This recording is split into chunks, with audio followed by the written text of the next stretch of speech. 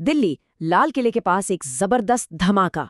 और इस धमाके के बाद जांचकर्ताओं के सामने है एक ऐसी पहेली जिसके तार बहुत दूर तक फैले हुए हैं। तो आज हम इसी साजिश की एक एक परत को खोलने की कोशिश करेंगे। सोचिए, सोमवार की शाम है, करीब 6:45 का वक्त। सेंट्रल दिल्ली का लाल किला मेट्रो स्टेशन, मतलब रोज की तरह की भाग दौड़, चहल पहल, सब कुछ नॉर्मल चल रहा था। और फिर अचानक एक जोरदार धमाके ने सब कुछ बदल कर रख दिया। ये धमाका इतना शक्तिशाली था कि मौके पर ही 8 लोगों की जान चली गई। सोचिए, 8 लोग जो शायद अपने काम से घर लौट रहे थे और बस गलत समय पर गलत जगह होने की वजह से वो नहीं रहे। और जो चश्मदीद थे, जिन्होंने ये सब अपनी आंखों से देखा, भाई उनके लिए तो ये किसी कयामत से कम नहीं था। वो बताते हैं कि पहले एक कान पहरे कर देने वाला शोर हुआ, फिर एक बड़ा सा आग का गोला, और फिर चारों तरफ बस शीशों के टूटने की आवाज। मतलब एक ही पल में पूरा इलाका अफरा तफरी और धुएं में डूब गया। तो जैसे ही ये शुरुआती अफरा तफरी थोड़ी थमी, धुआं छटा, इन्वेस्टिगेटर्स की टीम मौके पर पहुंची और उन्होंने जो वहां देखा, जो सबूत उन्हें मिले, उससे एक बात तो बिल्कुल साफ हो गई थी कि ये कोई हादसा नहीं था। ये एक सोची समझी साजिश थी, एक आतंकी हमला। और सुनिए, ये कोई आम बॉम्ब ब्लास्ट नहीं था। सारे सबूत एक खास तरह के अटैक की तरफ इशारा कर रहे थे। इससे कहते हैं फिदायीन हमला, मतलब एक सुसाइड मिशन, एक ऐसा मिशन जहां हमलावर ये जानकर आता है कि उससे वापस नहीं लौटना है। और जैसे ही ये बात सामने आई, इस एक डिटेल ने पूरी इन्वेस्टिगेशन को एक अलग ही लेवल पर पहुंचा दिया। तो अब सवाल ये था कि शुरू कहाँ से किया जाए, और इस केस में जांच की पहली कड़ी बनी धमाके में इस्तेमाल हुई कार, एक हुंडई i20 का बिल्कुल जला हुआ मलबा। यही वो सुराग था जो इस पूरी साजिश के सारे राज खोलने वाला था। तो जब इस i20 की हिस्ट्री खंगाली गई ना, तो एक बहुत ही हैरान करने वाला पैटर्न सामने आया। पता चला कि ये कार 1 या 2 बार नहीं, बल्कि पूरे 5 बार बिकी थी। पहले मोहम्मद सलमान, फिर नदीम, फिर एक डीलरशिप रॉयल कार जोन, उसके बाद पुलवामा का कोई तारिक, और आखिर में जाकर ये कार पहुंची डॉक्टर उमर मोहम्मद तक। अब देखिए, ये कोई नॉर्मल खरीद फरोख्त तो थी नहीं। ये जानबूझकर एक जाल बिछाया गया था ताकि असली हमलावर की पहचान, और मजे की बात देखिए, पहचान छुपाने के लिए बिछाए गए इसी उलझे हुए जाल ने ठीक वही काम कर दिया जो आतंकी कभी नहीं चाहते थे।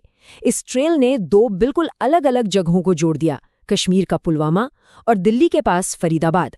और बस इसी एक कनेक्शन ने जांच एजेंसियों को सीधे उस आतंकी सेल के दरवाजे पर ला खड़ा किया जो पहले से ही कई महीनों से उनके रडार पर था। तो अब इस पूरे नेटवर्क के चेहरे धीरे धीरे साफ होने लगे थे। पहला बड़ा नाम पुलवामा का तारिक, वो अब पुलिस की हिरासत में है, और शक ये है कि वही हैंडलर्स और लोकल आतंकियों के बीच की एक अहम कड़ी था। फिर आता है फरीदाबाद का पूरा मॉड्यूल, जिनका काम था हथियार और पैसा जुटाना। और इन सब के बीच में इस पूरी साजिश का जो केंद्र बिंदु था, वो था डॉक्टर उमर मोहम्मद, फरीदाबाद मॉड्यूल का एक की ऑपरेटिव। और हाँ, यही वो शख्स है जिसके बारे में माना जा रहा है कि धमाके के वक्त वही उस कार को चला रहा था। लेकिन यहाँ एक बड़ा सवाल था। अगर ये सेल इतने महीनों से एक्टिव था, तो उन्होंने हमला करने के लिए यही वक्त क्यों चुना? आखिर ऐसा क्या हुआ था? और इन्वेस्टिगेटर्स का मानना है कि इसका जवाब है रिटेलिएशन, एक जवाबी कार्रवाई। और ये जवाबी कार्रवाई थी उस एक्शन के खिलाफ जो पुलिस ने कुछ ही दिन पहले इसी नेटवर्क पर लिया था। तो कहानी कुछ यूं है कि इस धमाके से ठीक 1 हफ्ता पहले पुलिस ने इसी नेटवर्क के एक और बड़े सदस्य को गिरफ्तार किया था, डॉक्टर मुजम्मिल शकील। और इस एक गिरफ्तारी ने पूरे सेल में जैसे हड़कंप मचा दिया। उन्हें पैनिक फैल गया। उन्हें लगा कि बस अब उनकी भी बारी आने वाली है। और शायद इसी बौखलाहट में, इसी डर में, डॉक्टर उमर ने पकड़े जाने से ठीक पहले एक बड़ा धमाका करने का फैसला कर लिया। ये एक तरह से कॉर्नर्ड होने पर किया गया एक हताश हमला था। अच्छा, अब ये समझने के लिए कि ये नेटवर्क आखिर था कितना खतरनाक, बस एक आंकड़ा सुनिए। जो डॉक्टर शकील गिरफ्तार हुआ था ना, उसके पास से जानते हैं कितना विस्फोटक मिला? 2900 किलो। जी हाँ, 2900 केजी अमोनियम नाइट्रेट। 2900 किलो। अंदाजा है इसका मतलब क्या है? इससे सैकड़ों आईईडीज बनाए जा सकते थे। मतलब अगर ये लोग सही वक्त पर पकड़े नहीं जाते तो सोचिए ये न जाने कितने और शहरों में कितने और धमाकों की साजिश रच रहे थे। खतरा वाकई बहुत बड़ा था। और शायद इस पूरी कहानी की सबसे डरावनी बात एक सीनियर इन्वेस्टिगेटिंग ऑफिसर के बयान में छिपी है। उनका कहना था कि हो सकता है हम एक बहुत बड़ी साजिश की सिर्फ पहली परत देख रहे हों। मतलब सोचकर भी डर लगता है कि इस एक हमले के पीछे और कितना बड़ा और कितना गहरा नेटवर्क अब भी काम कर रहा होगा।